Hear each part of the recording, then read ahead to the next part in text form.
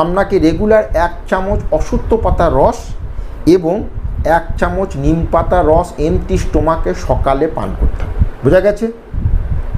তারপর আপনাকে একদিন ছেড়ে একদিন ধনিয়া, যে গোটা ধনিয়া পাওয়া যায়, সাবুত ধনিয়া কুটে দিয়ে আপনি রাত্রে আধা চামচ ভিজিয়ে দেবেন।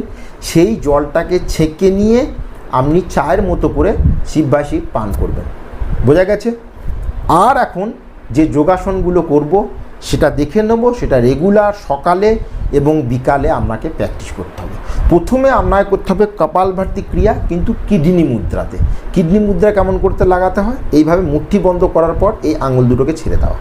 আপনি দেখে নিন, আপনি ছবিতে দেখে নিন, এইভাবে। এটাকে বলা হয় কিডনি মুদ্রা। এমনি বলা হয়ে থাকে যদি কিডনি মুদ্রা লাগিয়ে আপনি 5 থেকে 10 মিনিট বসতে পারেন তাহলেই কিডনি কিন্তু ডিটক্স হতে শুরু করে। কিন্তু আমরা কি করব? কিডনি মুদ্রার সাথে কপালভাতি ক্রিয়া।